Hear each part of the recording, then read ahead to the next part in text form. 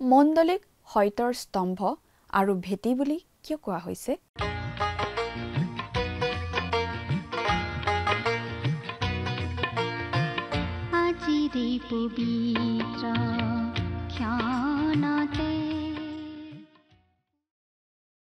নমস্কাৰ, আমাৰ ভক্তিবচন অনুষ্ঠানলৈ আপোনাক স্বাগতম জনাইছোঁ। খ্ৰীষ্টীয় বিশ্বাসী লোকসকলৰ বাবে বিশেষভাৱে প্ৰস্তুত কৰা এই ভক্তিবচন অনুষ্ঠানটো হৈছে বাইবেল অধ্যয়নৰ ধাৰাবাহিক অসমীয়া অনুষ্ঠান। বাইবেলৰ গোটেই ৬৬খন পুস্তকৰে আমি ইয়াত অধ্যয়ন কৰিম।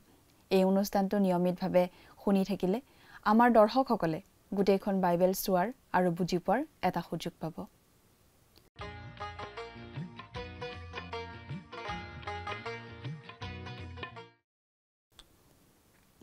প্ৰিয় দৰ্শক, আপুনি যদি আমাৰ এই অনুষ্ঠানটো নিয়মিতভাৱে শুনি আছে তেনেহলে আপুনি নিশ্চয় জানে যে আমাৰ আগৰটো অনুষ্ঠানত আমি বাইবেলৰ নতুন নিয়ম খণ্ডৰ তিমথিয়ৰ প্ৰতি প্ৰথম পত্ৰ বা চমুকৈ প্ৰথম তিমথিয় নামৰ পুস্তকখনৰ ৩ নম্বৰ অধ্যায়ৰ ১ নম্বৰ পদৰ পৰা ৮ নম্বৰ পদলৈকে পঢ়ি তাৰ ভিত্তিতে আলোচনা আগবঢ়াইছিলোঁ। আজিৰ অনুষ্ঠানত প্ৰথম তিমথিয় পুস্তকৰ ৩ নম্বৰ অধ্যায়ৰ ৯ পদৰ পৰা ১৫ পদলৈকে পঢ়ি তাৰ ভিত্তিতে আলোচনা আগবঢ়োৱা হ'ব। ৩ নম্বৰ অধ্যায়ত আমি মণ্ডলীৰ দায়িত্বত থকা লোকসকল কেনেকুৱা হ'ব লাগে সেই বিষয়ে পঢ়িবলৈ পাওঁ। পাচনি পৌলে কৈছে যে অৰ্হতা থকা মানুহে মণ্ডলীৰ বাপ এটা পাব বিচৰাটো বেয়া কথা নহয়। তেওঁ এনে এটা ঠাই বিচৰা উচিত য'ত তেওঁ ঈশ্বৰৰ আত্মাই তেওঁক দিয়া বৰবোৰ ব্যৱহাৰ কৰিব পাৰে। যদি ঈশ্বৰৰ আত্মাই তেওঁক তেনে বৰ দিয়া নাই আৰু তেওঁক বিশেষভাৱে উদগনি দিয়া নাই, তেনেহলে তেনেকুৱা কোনো মানুহে অধ্যক্ষ হ'ব বিচাৰিলে বা হলে সেয়া সঁচাকৈয়ে এটা দুখৰ কথা হ'ব। ডিকন বা পৰিচাৰক হৈছে এজন সেৱক বা শ্ৰমিকৰ বাবে ব্যৱহাৰ কৰা সাধাৰণ শব্দ। আদি মণ্ডলীত পাচনীসকলক সহায় কৰিবৰ বাবে ডিকনৰ পদটো আৰম্ভ হৈছিল বুলি কোৱা হয়। এজন ডিকনে যদিও মণ্ডলীৰ বস্তুগত বিষয়বোৰৰ সৈতে মোকাবিলা কৰে, তথাপিও তেওঁ এজন আত্মিক মানুহ হোৱা উচিত। এজন মানুহ এজন সফল ব্যৱসায়ী হলেই তেওঁ এজন ভাল ডিকন নহবও পাৰে। আত্মিক দিশবোৰৰ ওপৰত গুৰুত্ব নিদিয়ালৈকে এটা মণ্ডলী ইয়াৰ ব্যৱহাৰিক কামবোৰ ভালদৰে সম্পন্ন কৰিব নোৱাৰে। সেয়েহে ডিকনসকলৰ কিছুমান আত্মিক যোগ্যতা থাকিব লাগে। তেওঁলোকে কোনো ব্যক্তিগত লাভৰ কথা চিন্তা নকৰি কাম কৰা লোক হ'ব লাগে। বিশেষকৈ সূচী বিবেকত বিশ্বাসৰ নিগুৰ তত্ত্ব ৰখা লোক হ'ব লাগে। বিশ্বাসৰ নিগুৰ তত্ত্ব মানে খ্ৰীষ্টীয় বিশ্বাসৰ কোনো বিমূৰ্ত ধাৰণা নহয়, কিন্তু ইয়াৰ মানে হৈছে খ্ৰীষ্টীয় বিশ্বাসৰ মূল তত্ত্ব। ইয়াক নিগুৰ তত্ত্ব বুলি এই কাৰণেই কোৱা হৈছে কাৰণ এইবোৰ কথা পুৰণি নিয়মৰ দিনত প্ৰকাশ কৰা হোৱা নাছিল। পাচনিবিলাকৰ যোগেৰে এই তত্ত্ববোৰ মণ্ডলীক শিকোৱা হ'ল। সেই বিশ্বাসৰ তত্ত্ব অতি পৰিষ্কাৰভাৱে মণ্ডলীয়ে জগতৰ আগত প্ৰকাশ কৰিব পাৰিব লাগে। কথাবোৰ অধিক বহলাই চাবলৈ আহকচোন। এতিয়া আমি মূল আলোচনাটোৰ মাজলৈ আগবাঢ়ি যাওঁ। প্ৰিয় শ্ৰোতা, আপুনি বাৰু আমাৰ এই ভক্তিবচন অনুষ্ঠানটো নিয়মিতভাৱে শুনি আছেনে? আপুনি যদিহে আমাৰ এই অনুষ্ঠানটো নিয়মিতভাৱে শুনি আছে, তেনেহ'লে আপুনি নিশ্চয় জানে যে আমি এতিয়া বাইবেলৰ নতুন নিয়ম খণ্ডৰ তিমথিয়ৰ প্ৰতি প্ৰথম পত্ৰ নামৰ পুস্তকখন অধ্যয়ন কৰি আছোঁ, নহয়নে বাৰু? আজিৰ অনুষ্ঠানত আমি এই প্ৰথম তিমথিৰ ৩ নম্বৰ অধ্যায়ৰ ৯ নম্বৰ পদৰ পৰা আমাৰ আলোচনা আগবঢ়াই নিব খুজিছোঁ। এই তিমথি হৈছে এজন ডেকা পালক আৰু পাচনি পৌলে তেওঁলৈ 2খন চিঠি লিখিছিল। তাৰে এইখন হৈছে প্ৰথম চিঠি। এই চিঠিৰ মাজেৰে খ্ৰীষ্টীয় মণ্ডলীৰ পৰিচালনাৰ বিষয়ে অনেক প্ৰয়োজনীয় কথা তিমথিক জনোৱা হৈছে। আমাৰ খ্ৰীষ্টীয় বিশ্বাসৰ জীৱনৰ বাবে প্ৰয়োজনীয় বহুতো শিক্ষা আমি এই চিঠিখনৰ যোগেৰে পাওঁ। তিমথি বয়সত ডেকা আছিল বাবে ইয়াৰ কথাবোৰ যুৱক যুৱতীসকলৰ বাবেও প্ৰয়োজনীয়। প্ৰিয় শ্ৰোতা, আমাৰ এই অনুষ্ঠানটো বাইবেল অধ্যয়নৰ অনুষ্ঠান। এই অনুষ্ঠানত আমি বাইবেলৰ পৰা পাঠ কৰোঁ আৰু যিমান পাৰোঁ সহজ সৰলভাৱে ব্যাখ্যা আগবঢ়াবলৈ চেষ্টা কৰোঁ। গতিকে এই অনুষ্ঠানটো শুনাৰ সময়ত লগত বাইবেলখন লৈ ল'লে ভাল হয়। আপুনি আপোনাৰ বাইবেলখন মেলি লৈছেনে বাৰু? এতিয়া আহক আমি অধ্যয়নৰ পিনে আগবাঢ়োঁ। আমি যোৱা অনুষ্ঠানত মণ্ডলীৰ বিভিন্ন চলাওঁতাৰ অৰ্হতা সম্বন্ধে আলোচনা কৰিছিলোঁ। ৮ নম্বৰ পদত আমি পাইছিলোঁ মণ্ডলীৰ পৰিচালক বা ডিকন কেনেকুৱা হ'ব লাগে সেই কথা। 9 নম্বৰ পদতো আমি সেই বিষয়টোৱেই পাওঁ। ডিকনজন মৰ্যাদাশীল ব্যক্তি হ'ব লাগিব। তেওঁ দুতলীয়া দুমুখীয়া ব্যক্তি হ'ব নালাগিব। কথা আৰু কামৰ মাজত মিল থাকিব লাগিব। মানুহক ভাল লগাবলৈ ইফালে এবাৰ আৰু সিফালে এবাৰ কথা কৈ নিজৰ ওজন আৰু খোপনি হেৰুওৱা লোক হ'ব তেওঁ নালাগিব। তেওঁ মদ বা নিচা খোৱা লোকো হ'ব নালাগিব। টকা পইচা ধন সম্পত্তিৰ প্ৰতি লোভীয়া তেওঁ হ'ব নালাগিব। মণ্ডলীৰ টকা পইচা বয় বস্তু ইত্যাদি বিশ্বাস আৰু সততাৰে ব্যৱহাৰ কৰা লোক তেওঁ হ'ব লাগিব। আজিকালি মণ্ডলীসমূহত এনেকুৱা ডিকনৰ অভাৱ নিশ্চয় আমি অনুভৱ কৰিছোঁ। এনেকুৱা লোক আছে, কিন্তু যি হাৰত থাকিব লাগে সেই হাৰত এনেকুৱা লোক আমাৰ সমাজত বিচাৰি পোৱা আজিকালি অলপ টান হৈ পৰিছে। মণ্ডলী কিছুমানত মানুহৰ প্ৰভাৱশীলতাৰ ওপৰত বা পদৰ ওপৰত বা সমাজত তেওঁৰ কেনেকুৱা পদবী আছে তাৰ ওপৰত ভিত্তি কৰিও ডিকন বাছনি কৰা হয়। কিন্তু ডিকনৰ বাবে বেছি গুৰুতৰ কথাটো হ'ল তেওঁৰ সততা, আত্মিক অৰ্হতা। সততাৰ অভাৱত বহুতো মণ্ডলীত ভাঙোন আহিছে। প্ৰিয় শ্ৰোতা, এতিয়া আমি 9 নম্বৰ পদটো পাঠ কৰি দিব খুজিছোঁ। আৰু সূচী বিবেকত বিশ্বাসৰ নিগূঢ় তত্ত্ব ৰখা লোক হ'ব লাগে। সূচী বিবেকত বিশ্বাসৰ নিগূঢ় তত্ত্ব ৰখা লোক হ'ব লাগে। বিশ্বাসৰ নিগূঢ় তত্ত্ব তাৰমানে কি বাৰু? বিশ্বাসৰ নিগূঢ় তত্ত্ব মানে বিশ্বাসৰ যি প্ৰকাশ আজি আমাক দিয়া হৈছে, অৰ্থাৎ প্ৰভু যীশুখ্ৰীষ্টৰ শুভবাৰ্তাৰ যি তত্ত্ব, যি প্ৰকাশ আজি মানৱৰ আগত প্ৰকাশিত হ'ল, সেই কথাকে বুজোৱা হৈছে। ইয়াত পাচনি পৌলে বিশ্বাস মানে বিশ্বাসৰ বিমূৰ্ত ৰূপটোৰ কথা নাইবা বিশ্বাস বোলা গুণটোৰ কথা কোৱা নাই। তেওঁ বিশ্বাস কৰা কাৰ্যটোৰ কথাও কোৱা নাই, কিন্তু বিশ্বাসৰ তত্ত্বটোৰ কথা তেওঁ ইয়াত বুজাইছে। অৰ্থাৎ খ্ৰীষ্টীয় মণ্ডলী যি বিশ্বাসৰ ওপৰত প্ৰতিষ্ঠিত, সেই বিশ্বাসৰ কথাহে ইয়াত কৈছে। বিশ্বাসৰ নিগূঢ় তত্ত্ব বুলি ইয়াত কোৱা হৈছে। বিশ্বাসৰ সেই তত্ত্ববোৰক নিগূঢ় তত্ত্ব বুলি কোৱা হৈছে। কিয় বাৰু?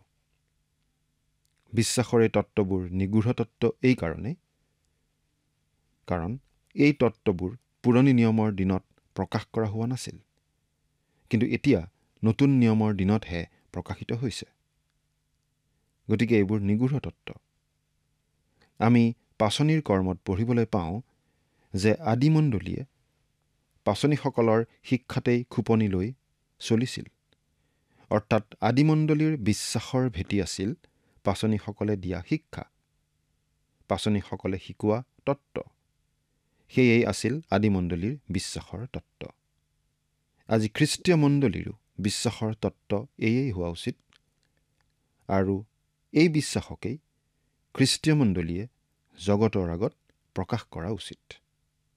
বহুতো মানুহে ভাবে যে এই বিশ্বাসৰ তত্ত্ব আওপুৰণি হৈ গ'ল, গতিকে সেইবোৰ সলনি কৰিবৰ প্ৰয়োজন আছে। যুগৰ লগত খাপ খুৱাই সেইবোৰ সলোৱাৰ প্ৰয়োজন হৈ পৰিছে। কিছু বছৰ আগতে এখন আগশাৰীৰ আলোচনীত এই ধাৰণাটোৰ সমৰ্থনত সম্পাদকীয় লিখা হৈছিল, আৰু তাত আধুনিক যুগৰ বাবে 7টা ভয়ংকৰ পাপৰ তালিকা এখন দিয়া হৈছিল। সেইকেইটা হৈছে স্বাৰ্থপৰতা, অসহনশীলতা, অৱহেলাৰ মনোভাৱ, নিষ্ঠুৰতা, হিংসা আৰু ধ্বংসকাৰী মনোবৃত্তি। এইকেইটা নিশ্চয় পাপ, আৰু নিশ্চয় এইকেইটা আমাৰ সমাজৰ পৰা নোহোৱা হ'ব লাগে, আমাৰ ব্যক্তিগত জীৱনৰ পৰা নোহোৱা হ'ব লাগে, তাত নিশ্চয় সন্দেহ নাই। কিন্তু এই যি 7টা ভয়ংকৰ পাপৰ তালিকাখন দিয়া হৈছে, এই তালিকাখনে আচলতে আগৰ পৰা চলি অহা 7টা ভয়ংকৰ পাপৰ তালিকাখনৰ পৰা সেই আগৰ পাপকেইটা অপসাৰিত কৰিছে। অৰ্থাৎ আগৰ তালিকাখনৰ পৰা কামুকতা আদি জঘন্য পাপবোৰক অপসাৰিত কৰিছে। সম্পাদকীয়ত তেওঁলোকে লিখিছিল যে কামুকতা আজি সমাজত ইমান প্ৰচলিত আৰু ইমান সাধাৰণ কথা যেন হৈ পৰিছে, গতিকে ইয়াক আৰু পাপ বুলি ধৰিব পৰা নাযায়, কাৰণ ইয়াক সমাজে গ্ৰহণ কৰি লৈছে। আগৰ তালিকাখনত থকা খকুৱা স্বভাৱ বোলা সেই পাপটো তেওঁলোকে এতিয়া আঁতৰাই দিব খুজিছে, কাৰণ তেওঁলোকৰ মতে এইটো স্বাস্থ্যৰ সৈতে জড়িত সমস্যাহে, মানুহৰ নৈতিকতাৰ লগত জড়িত সমস্যা নহয়। লোভ আৰু এলাহ এই পাপ দুটা অতি পুৰণিকলীয়া বুলি তেওঁলোকে কৈছিল। এনেকুৱা শব্দই আজিৰ সমাজত স্থান নাপায় বুলি তেওঁলোকে ভাবে। সেইবাবে তালিকাৰ পৰা তেওঁলোকে এই লোভ আৰু এলাহ পাপ দুটাও আঁতৰাইছে। তেওঁলোকে লিখিছিল যে সমাজৰ বিভিন্ন শ্ৰেণীৰ লোকৰ পাপ সম্বন্ধে ধাৰণা বেলেগ বেলেগ হয়। বয়সভেদেও পাপৰ ধাৰণা বেলেগ বেলেগ হয়।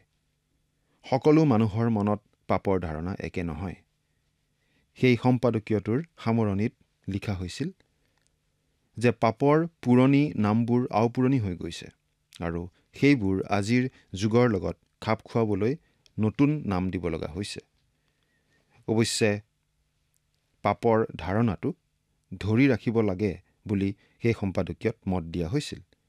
অৰ্থাৎ পাপ বা বেয়া কথা, বেয়া কাম এইবোৰ যে সমাজে এৰাই চলিব লাগে, সেই কথাটোত অৱশ্যে সম্পাদকীয়টোত হয়ভৰ দিয়া হৈছিল। প্ৰিয় শ্ৰোতা, আমি অতি জোৰ দি ক'ব পাৰোঁ যে পাপৰ ধাৰণাটো নিশ্চয় আমি সমাজৰ পৰা নোহোৱা কৰিব নালাগে। কিন্তু আমি এই কথাটো জোৰ দি কওঁ যে পাপ আচলতে এক বিন্দুও সলনি হোৱা নাই। বাইবেলত যিহক পাপ বুলি কোৱা হৈছে সেইবোৰ আজিও পাপ, তেতিয়াও পাপ আছিল, এতিয়াও পাপ। মানৱ প্ৰকৃতি এতিয়াও একেই মানৱ প্ৰকৃতি হৈ আছে। মণ্ডলীৰ নেতা চলাওঁতাসকলৰ বাবে বাইবেলত যি আত্মিক অৰ্হতাৰ কথা কোৱা হৈছে সেইবোৰ আজিৰ বাবেও একেধৰণেই প্ৰযোজ্য। যদিহে খ্ৰীষ্টীয় মণ্ডলীয়ে এই পৃথিৱীত প্ৰভু যীশুখ্ৰীষ্টক প্ৰতিনিধিত্ব কৰিব লাগে। স্থানীয় খ্ৰীষ্টীয় মণ্ডলী আৰু স্থানীয় মণ্ডলীৰ নেতা চলাওঁতাসকলে নতুন নিয়মৰ বিশ্বাসৰ তত্ত্ববোৰ ধৰি ৰাখিব লাগিব আৰু ঈশ্বৰৰ বাক্যত স্পষ্টভাৱে পাপ বুলি ঘোষণা কৰা কথাবোৰক তেওঁলোকে পাপ বুলিয়েই ক'ব লাগিব। সূচী বিবেক, মণ্ডলীৰ পৰিচাৰকজনৰ বিবেক হ'ব লাগিব সূচী বিবেক। টপত লোৰে দাগ দি পুৰি দিয়া সংবেদনহীন বিবেক হ'ব নালাগিব। 1 তিমথিয় 4 নম্বৰ অধ্যায়ৰ 2 নম্বৰ পদত আমি এনেদৰে পঢ়িবলৈ পাওঁ, যিবিলাকৰ নিজ বিবেক টপত লোৰে দাগ দিয়া হ'ল, এনে মিছলীয়াবিলাকৰ কপটৰ দ্বাৰাই এয়ে ঘটিব। মণ্ডলীৰ পৰিচাৰকজনৰ বিবেক এনেকুৱা টপত লোৰে দাগ দিয়া বিবেক নহয়, হ'ব লাগিব সূচী বিবেক। এতিয়া 10 নম্বৰ পদটো পঢ়ি দিছোঁ। প্ৰথমতে তেওঁবিলাকৰ পৰীক্ষা কৰা হওক, পাছত নিৰ্দোষী হ'লেহে পৰিচাৰকৰ কাৰ্য কৰক। কোনো এজন মানুহে মণ্ডলীত যোগ দিয়াৰ এমাহ নহওঁতেই তেওঁক জোৰকৈ মণ্ডলীৰ কোনো বাব জাপি দিব নালাগিব। তাৰ আগতে তেওঁ ইয়াত শাস্ত্ৰই বৰ্ণোৱা অৰ্হতাসমূহ থকা মানুহ হয় নে নহয় সেইটোৰ প্ৰমাণ দিব পাৰিব লাগিব।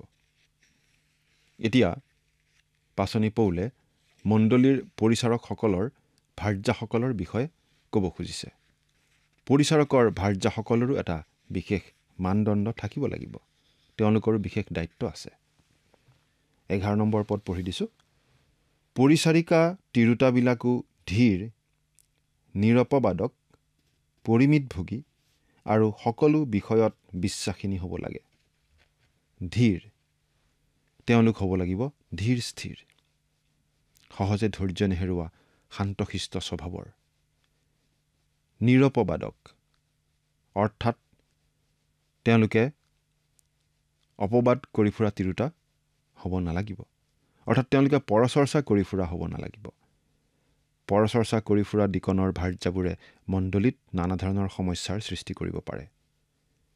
পৰিমিতভোগী মানে মনে প্ৰাণে কথাই কামে পৰিমিত, সকলো বিষয়তে বিশ্বাসিনী, তেওঁ নিজৰ স্বামীৰ প্ৰতি বিশ্বাসী হ'ব লাগিব, খ্ৰীষ্টৰ প্ৰতি বিশ্বাসী হ'ব লাগিব আৰু খ্ৰীষ্টৰ শুভবাৰ্তা আৰু পৰিচৰ্যাৰ প্ৰতিও বিশ্বাসী হ'ব লাগিব।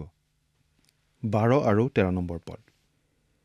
পৰিচাৰকবিলাক এজনী এজনী তিৰোতাৰ স্বামী হৈ নিজ নিজ সন্তান আৰু ঘৰৰবিলাকক উত্তম ৰূপে শাসন কৰক, কিয়নো উত্তম ৰূপে পৰিচাৰকৰ কাৰ্য কৰাবিলাকে নিজলৈ উত্তম পদ আৰু খ্ৰীষ্ট যীশুৰ সম্বন্ধীয় বিশ্বাসত বৰ সাহ লাভ কৰে। মণ্ডলীৰ বৃদ্ধসকলৰ কাৰণে যি মানদণ্ড, সেইবোৰ পৰিচাৰকসকলৰ ক্ষেত্ৰতো দিয়া হৈছে। ব্যক্তিগত আৰু পাৰিবাৰিক হিচাপে এই অৰ্হতাখিনি তেওঁলোকৰ থাকিব লাগিব। উত্তম ৰূপে শাসন কৰক, অৰ্থাৎ যি ডিকন বা পৰিচালকে উত্তম ৰূপে মণ্ডলীৰ সেৱা আগবঢ়ায়, সেই ডিকন বা পৰিচাৰকজনক বিশ্বাসত ল'ব পৰা, ভৰসা কৰিব পৰা ডিকন বুলি সকলোৱে চিনি পোৱা হয়, তেওঁৰ সুনাম হয়। তাৰপিছতেই এটা বিশেষ শব্দ আমি পাওঁ, সাহ, অৰ্থাৎ খ্ৰীষ্টৰ শুভবাৰ্তাৰ সাক্ষ্য দিবলৈ সাহস। আমি মনত ৰখা উচিত যে ডিকন বা পৰিচাৰকজনৰ পৰিচৰ্যা মুখ্যতঃ আত্মিক পৰিচৰ্যাহে। কোনো এজন মানুহ সফল ব্যৱসায়ী হোৱা বাবেই তেওঁক মণ্ডলীৰ ডিকন পাতিব নালাগে। তেওঁ শাস্ত্ৰৰ কথা জানেনে? তেওঁ সাহেৰে সৈতে খ্ৰীষ্টৰ সাক্ষ্য দিব পাৰেনে?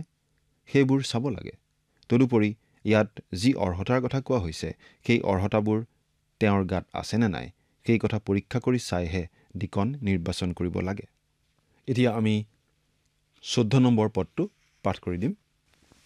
মই অলপতে তোমাৰ তালৈ যাবলৈ আশা কৰিছোঁ। এই পত্ৰখন পাচনি পৌলে লিখাৰ সময়ত তেওঁ আছিল মাকিদনিয়াত আৰু সেই সময়ত তিমথিয় আছিল ইফিছত। পৌলে ইফিছৰ মণ্ডলী চোৱা চিতা কৰিবলৈ তিমথিয়ক তাতে থৈ মাকিদনিয়ালৈ গৈছিল আৰু সেইকাৰণে পৌলে তিমথিয়ক দেখা কৰিবলৈ ইচ্ছা কৰিছে আৰু এই কথা লিখিছে। 15 নম্বৰ পদ। পাচনি পৌলে এই বুলিও কৈছে, পাঠ কৰি দিছোঁ। কিন্তু যদি পলম কৰোঁ, তেন্তে সত্যতাৰ স্তম্ভ আৰু ভিত্তিমূল স্বৰূপ, যি ঈশ্বৰৰ গৃহ, অৰ্থাৎ জীৱনময় ঈশ্বৰৰ মণ্ডলী, তাত তুমি কেনে আচৰণ ব্যৱহাৰ কৰিব লাগে, তুমি তাকে জানিবৰ নিমিত্তে মই এইবোৰ কথা তোমালৈ লিখিছোঁ। প্ৰিয় শ্ৰোতা, কি কাৰণে এইবোৰ কথা তিমথিলৈ পাচনি পৌলে লিখিছে, তাৰ কাৰণটো ইয়াত তেওঁ জনাই দিছে। প্ৰিয় শ্ৰোতা, এই পদটিত পাচনি পৌলে তিমথিক যিখিনি কথা কৈছে, সেই কথাকেইটি আমি এটি এটিকৈ চাব খুজিছোঁ। আমাৰ মাজত থকা স্থানীয় মণ্ডলীক জীৱন্ত ঈশ্বৰৰ ভিত্তিমূল আৰু স্তম্ভ বুলি কোৱা হৈছে। গতিকে স্থানীয় মণ্ডলীৰ গুৰুত্ব কিমান, সেই কথা উপলব্ধি কৰিবলৈ, সেই কথা বুজি পাবলৈ তিমথিয়ক পৌলে উদগাইছে। ভিত্তিমূল আৰু স্তম্ভ। ভিত্তিমূল আৰু স্তম্ভ হৈছে যিহৰ ওপৰত এটা ঘৰ লৰচৰ নকৰাকৈ বা পৰি নোযোৱাকৈ থাকে, যাৰ ওপৰত ভিত্তি কৰি এটা প্ৰকাণ্ড ঘৰ বা অট্টালিকা সজা হয়। আৰু মণ্ডলীৰ ভিত্তিমূল হৈছে সত্যতা। সেইকাৰণে মণ্ডলীৰ পালক বা ডিকনসকল যদি সত্যতাত নাথাকে, তেন্তে সেই মণ্ডলী লৰচৰ হ'ব। সেই সত্যতা কি? সেই সত্যতা হৈছে খ্ৰীষ্টৰ শুভবাৰ্তা, ঈশ্বৰে জনাই দিয়া, তেওঁৰ বাক্যৰ যোগেৰে জনাই দিয়া খ্ৰীষ্টৰ শুভবাৰ্তা। যিকোনো খ্ৰীষ্টীয় মণ্ডলীৰ একমাত্ৰ আধাৰ হ'ব লাগে খ্ৰীষ্ট আৰু তেওঁৰ সত্যতা। তেওঁ কৈছিল, ময়েই সত্য। খ্ৰীষ্টই মণ্ডলীৰ আচল ভিত্তিমূল। আৰু যদিহে কোনো এটা মণ্ডলী সেই ভিত্তিমূলত গঢ়া নহয় তেনেহ'লে সেই মণ্ডলী লৰচৰ হ'ব। মণ্ডলীৰ পৰিচাৰক ডিকনসকলে সেই ভিত্তিমূল বুজি পাব লাগিব। সেই সত্যতাত নিজৰো বিশ্বাস থাকিব লাগিব। প্ৰিয় শ্ৰোতা, আচলতে এই 3 নম্বৰ অধ্যায়ৰ 15 নম্বৰ পদটোকেই আমি 1 তিমথিয় পত্ৰখনৰ মূল পদ বুলি ক'ব পাৰোঁ। এই পত্ৰখনৰ এইটোৱেই চাবিকাঠি বুলিও আমি ক'ব পাৰোঁ। কাৰণ আমি ইতিমধ্যে বাৰে বাৰে উল্লেখ কৰি আহিছোঁ যে এই 1 তিমথি পত্ৰখন স্থানীয় মণ্ডলী পৰিচালনাৰ বিষয়ে লিখা পত্ৰ। কোনো এটা স্থানীয় খ্ৰীষ্টীয় মণ্ডলী কেনেদৰে পৰিচালনা কৰিব লাগে, কেনেদৰে তাত বিষয়ববীয়াবোৰ নিৰ্বাচন কৰিব লাগে ইত্যাদি বিষয় ইয়াত উল্লেখ আছে। পাচনি পৌল আঁতৰত আছে। সেইবাবে তেওঁ তিমথিলৈ এইবোৰ কথা লিখিছে। তেওঁ কৈছে, মই তোমালৈ এই কথাবোৰ লিখিছোঁ যাতে তুমি ঈশ্বৰৰ গৃহ কেনেদৰে চলাব লাগে, কেনেদৰে পৰিচালনা কৰিব লাগে সেই কথা জানিব পাৰা, যাতে তুমি সেইমতে পৰিচালিত কৰি সেই মণ্ডলী প্ৰকৃত খ্ৰীষ্টীয় মণ্ডলী হিচাপে চিনাকি দি চলিব পাৰা। প্ৰিয় শ্ৰোতা, খ্ৰীষ্টীয় মণ্ডলীক পৌলে ঈশ্বৰৰ গৃহ বুলি কৈছে। খ্ৰীষ্টীয় মণ্ডলী হৈছে ঈশ্বৰৰ গৃহ। এই কথাটো আমি মনত ৰখা উচিত। প্ৰিয় শ্ৰোতা, আচলতে কিছুমান বিশ্বাস, কিছুমান সত্য অৰ্থাৎ তত্ত্বৰ ওপৰত মণ্ডলী প্ৰতিষ্ঠিত। কিছুমান মানুহে সত্যক প্ৰতিনিধিত্ব কৰা বুলি কয় বা ভাবে, কিন্তু তেওঁলোকৰ জীৱন ধাৰণৰ পদ্ধতিৰ মাজেদি সেই সত্য প্ৰকাশ হ'লে নাপায়। এজন বিখ্যাত শিক্ষকে এই বুলি কৈছিল, তেওঁ জীৱনৰ এটা অভিজ্ঞতাৰ কথা কৈছিল। তেওঁ কৈছিল যে মই এজন ডিকন দেখিছিলোঁ। মই আজিলৈকে যিমানবোৰ বাইবেল দেখিছোঁ তাৰ ভিতৰত সৰ্ববৃহৎ বাইবেল এখন তেওঁ কঢ়িয়াই লৈ ফুৰিছিল। যেতিয়াই তেওঁক দেখোঁ, সেই বাইবেলখনৰ ওজনত তেওঁ এফালে হাউলি গৈছিল। খোজ কাঢ়োঁতে এফালে হালি হালি তেওঁ খোজ কাঢ়িব লগা হৈছিল। কিন্তু তেওঁ বিশ্বাসযোগ্য আৰু নিৰ্ভৰযোগ্য মানুহ নাছিল। তেওঁৰ সততাৰ প্ৰতি আন মানুহৰ সন্দেহ আছিল। তেওঁ আচলতে যি মণ্ডলীৰ সেৱা কৰিছিল সেই মণ্ডলীৰ অন্যায়হে কৰিছিল, সেই মণ্ডলীৰ বদনামহে আনিছিল। প্ৰিয় শ্ৰোতা, আমিও সাৱধান হোৱা উচিত নহয়নে? আমি আনৰ সমালোচনা কৰিব খোজা নাই, কিন্তু আমি নিজক পৰীক্ষা কৰি চোৱা উচিত নহয়নে? পৌলে লিখিছে, আমি যি সত্যৰ ভিত্তিমূলৰ ওপৰত আমাৰ মণ্ডলী প্ৰতিষ্ঠিত, সেই সত্য আমাৰ জীৱনৰ যোগেদি যাতে প্ৰকাশ পায় তালৈ লক্ষ্য ৰাখিছোঁনে? যি সত্যৰ ওপৰত মণ্ডলী প্ৰতিষ্ঠিত, সেই সত্য আমাৰ জীৱনত প্ৰকাশিত হ'বলৈ আমি বাৰু যত্নপৰ হৈছোঁনে? প্ৰভু যীশুৱেই সেই সত্য। প্ৰভু যীশুক আমাৰ জীৱনত স্থান দি, আমাৰ জীৱনত তেওঁক নিয়ন্ত্ৰণ চলাবলৈ দি, সেই সত্যতেই আমি বাৰু জীৱন নিৰ্বাহ কৰিবলৈ শিকিছোঁনে? ঈশ্বৰে আমাক আশীৰ্বাদ কৰক। আমেন।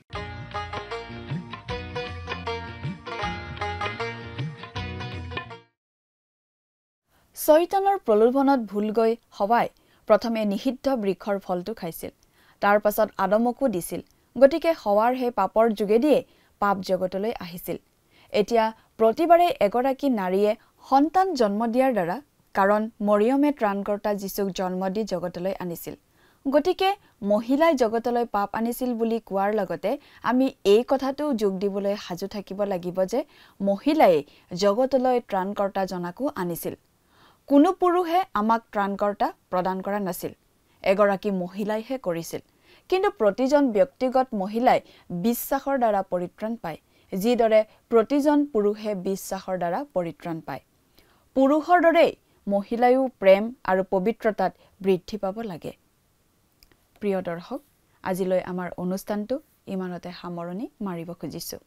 পৰৱৰ্তী অনুষ্ঠানত আপোনালোকক পুনৰ লগ পোৱাৰ আশা ৰাখিছোঁ। সামৰণি মৰাৰ আগতে আহকচোন আমি খন্তেক প্ৰাৰ্থনাত মূৰ্ণত কৰোঁ হওক। স্বৰ্গত থকা অতি মৰমীয়াল দয়ালু পিতৃ ঈশ্বৰ, ধন্য হওক প্ৰভু তোমাৰ নাম। দয়ালু মৰমীয়াল পিতৃ ঈশ্বৰ, সময়তে প্ৰাৰ্থনা কৰিছোঁ তোমাৰ চৰণত। প্ৰভু, আজি আমি তোমাৰ যি বাক্য অধ্যয়ন কৰিলোঁ আৰু যিমানবিলাক প্ৰভু আমাৰ দৰ্শকসকলে এই অনুষ্ঠানটি চাই আছে, তুমি প্ৰতিজনৰ ওপৰত তোমাৰ আশীৰ্বাদ আৰু অনুগ্ৰহ প্ৰভু তুমি দান কৰিবা। যি শিক্ষা প্ৰভু আজি আমি প্ৰত্যেকে পালোঁ, এই শিক্ষা যাতে আমি আমাৰ জীৱনত প্ৰভু ব্যৱহাৰ কৰিব পাৰিম আৰু লগতে প্ৰভু আমি আনক যাতে সহায় কৰিবলৈ পাৰিম, তেনে আশীৰ্বাদ প্ৰভু তুমি দান কৰিবা। আৰু কোনোবা যদি প্ৰভু অসহায় অৱস্থাত আছে, কোনোবা যদি প্ৰভু কষ্টত আছে, তেওঁলোকৰ যাতে আমি প্ৰভু মাত দিবলৈ পাৰিম আৰু সহায়ৰ হাত যাতে তেওঁলোকক প্ৰভু আগবঢ়াবলৈ পাৰিম, তেনে প্ৰভু তুমি আশীৰ্বাদ কৰিবা। আৰু প্ৰভু যিসকল দৰ্শকসকল আছে, তেওঁলোকৰ যি প্ৰয়োজনবিলাক আছে সকলো প্ৰভু তুমি জানা আৰু সেই সকলো প্ৰয়োজনবোৰ তেওঁলোকক প্ৰভু তুমি পূৰণ কৰিবা। এই সকলো যাচনা মহান ত্ৰাণকৰ্তা প্ৰভু যীশুখ্ৰীষ্টৰ নামত অৰ্পণ কৰিছোঁ। আমেন।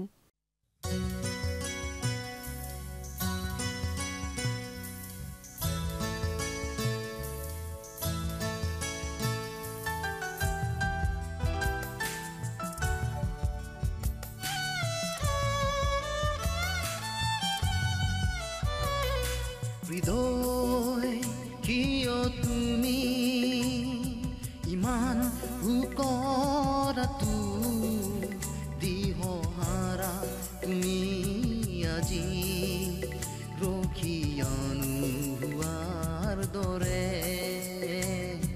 এখনতে ভাবি গুণি চোৱা তোমাক ঈশ্বৰে কিমান মৰম কৰে, কিমান মৰম কৰে।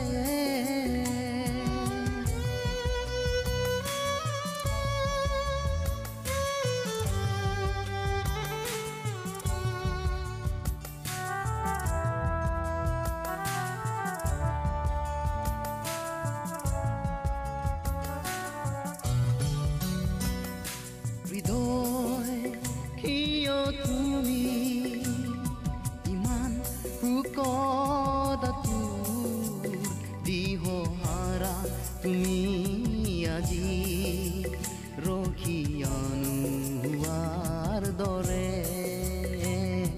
এখনতে ভাবি গুণি চোৱা তোমাক ঈশ্বৰে কিমান মৰম কৰে, কিমান মৰম কৰে।